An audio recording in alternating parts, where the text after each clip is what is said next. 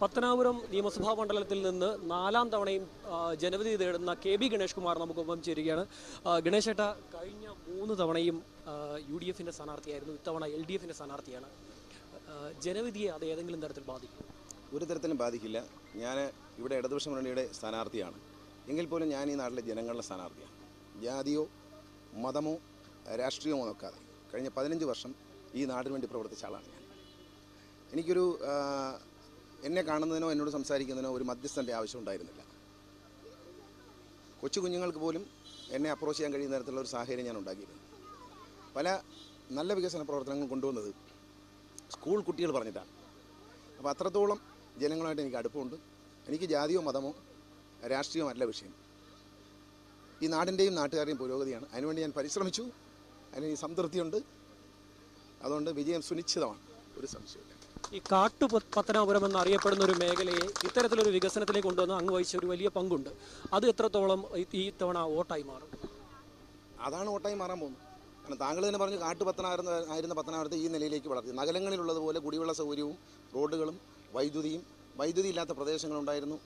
സ്കൂളുകൾക്ക് നല്ല കെട്ടിടങ്ങൾ ഉണ്ടായിരുന്നില്ല, ഫർണിച്ചർ ഉണ്ടായിരുന്നില്ല. സ്കൂളിൽ കിടക്കുന്ന ബെഞ്ചും ഡെസ്ക് മുതൽ, സർക്കാർ സ്കൂളിൽ കിടക്കുന്ന ബെഞ്ചും ഡെസ്ക് മുതൽ ഞാൻ കഴിഞ്ഞ 15 വർഷം എൻ്റെ കഷ്ടപ്പാടാണ്.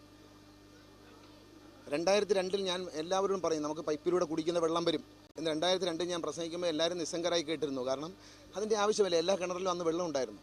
എന്താണ് ഇദ്ദേഹം ഇങ്ങനെ പറയുന്നത്? നമുക്ക് കറണ്ടാണ് വേണ്ടതെന്ന്, വൈദ്യുതി വേണം, റോഡാണ് വേണ്ടത് എന്നെല്ലാം ആവശ്യപ്പെട്ടിരുന്നപ്പോൾ ഞാൻ പറഞ്ഞു, വെള്ളം നഗരങ്ങളിൽ പോലെ ശുദ്ധീകരിച്ച വെള്ളം പൈപ്പിലൂടെ വരും എന്ന് പറഞ്ഞപ്പോൾ എല്ലാവരും നിസ്സംഗരായിരുന്ന ജനങ്ങൾ ഇന്ന് വെള്ളത്തിന് വേണ്ടി പരക്കം പായുകയാണ്. പക്ഷേ എൻ്റെ തീരുമാനം 2002 മുതൽ ഞാൻ നടത്തിയ പരിശ്രമം, ഈ നിയോജകമണ്ഡലത്തിൽ 3 വലിയ കുടിവെള്ള പദ്ധതികൾ തീരുകയാണ്. അതിൽ 2 എണ്ണം പൂർത്തിയായി കഴിഞ്ഞു. 4 പഞ്ചായത്തുകൾ ഇപ്പോൾ വെള്ളം കൊടുത്തു തുടങ്ങിയിരിക്കുകയാണ്. അടുത്ത 5ാമത്തെ പഞ്ചായത്തിലേക്ക് ഈ മാസം കയറും. അടുത്ത വെട്ടിക്കാല മേലില വിളക്കുടി പഞ്ചായത്തുകൾക്കുള്ള കുടിവെള്ള പദ്ധതി പുനലൂരിൻ്റെ അതിർത്തിയിൽ, പുനലൂർ മുനിസിപ്പാലിറ്റി കൂടി ആ വെള്ളം ഉപയോഗിക്കത്തക്ക രീതിയിൽ പുനലൂരിൻ്റെ അതിർത്തിയിൽ ഒരു വലിയ പ്ലാന്റിൻ്റെ പണി ഏതാണ്ട് 85% തീർന്നു കഴിഞ്ഞു.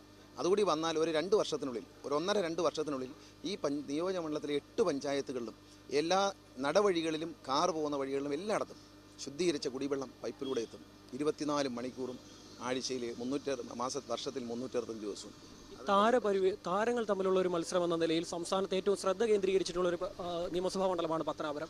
അത് ഏതെങ്കിലും തരത്തിലൊരു വെല്ലുവിളിയാണ്? ഇല്ല, മണ്ഡലത്തിന് പുറത്ത് മാധ്യമങ്ങളിലൂടെ ഒരു താരപരിവേഷമുള്ളൊരു മണ്ഡലം എന്ന നിലയിലും താരങ്ങൾ മത്സരിക്കുന്ന നിലയിൽ ആളുകൾ ഉറ്റുനോക്കുന്നു എന്നത് യാഥാർത്ഥ്യമാണ്. പക്ഷേ മണ്ഡലത്തിലെ ജനങ്ങൾ ഈ നാടിൻ്റെ വികസനവും ഈ നാടിൻ്റെ നന്മയും മാത്രമേ ഉറ്റുനോക്കുന്നുള്ളൂ. അതാണ് ഏറ്റവും വലിയ. നിങ്ങൾക്ക് ഈ നാട്ടിലെ എല്ലാവരോടും സംസാരിക്കാം. നമ്മൾ അവിചാരിതമായി കണ്ടുമുട്ടുന്ന വ്യക്തികളോട് ഈ വിഷയത്തെക്കുറിച്ച് സംസാരിക്കാം. അവരുടെ ഭൂരിപക്ഷ അഭിപ്രായം നിങ്ങൾക്ക് മാനിക്കാം. 1ാം ഘട്ടം പ്രചാരണം കഴിഞ്ഞു. ഏത് തരത്തിലൊരു പ്രതികരണമുണ്ട് ജനങ്ങളിൽ നിന്ന്? വളരെ നല്ല പ്രതികരണമാണ്. LDFിൻ്റെ പ്രവർത്തകർ വളരെ ചിട്ടയോടുകൂടി, അടുക്കോടുകൂടി നമ്മൾ പ്രവർത്തനം മുന്നോട്ട് കൊണ്ടുപോയിട്ടുണ്ട്. 1ാം ഘട്ട പ്രചരണം കഴിഞ്ഞു. ആ 1ാം ഘട്ട പ്രചരണം കഴിയുമ്പോൾ ജനങ്ങളിൽ നിന്ന് ആത്മാർത്ഥമായ ഹൃദയത്തിൻ്റെ അടിത്തട്ടിൽ നിന്നുള്ള സ്നേഹമാണ് ഞാൻ കാണുന്നത്. തീർച്ചയായും കെ.ബി. ഗണേഷ് കുമാർ ഓരോ തവണയും ഓരോ നിയമസഭാ തെരഞ്ഞെടുപ്പിലും ഭൂരിപക്ഷം ഉയർത്തിയിട്ടുള്ള ഒരു MLA ആണ്. ആദ്യ തവണ മത്സരത്തിലെത്തിയ ശേഷം പിന്നീട് നോക്കുമ്പോഴൊക്കെ തന്നെയും കഴിഞ്ഞ തവണ CPMനെ പരാജയപ്പെടുത്തിയത് തന്നെ ഏതാണ്ട് 20,000-ലധികം വോട്ടിൽ അദ്ദേഹം പരാജയപ്പെടുത്തിയാണ്. തീർച്ചയായും ഇത്തവണയും വലിയ വിജയപ്രതീക്ഷയിലാണ് കെ.ബി. ഗണേഷ് കുമാർ മുന്നോട്ട് പോകുന്നത്.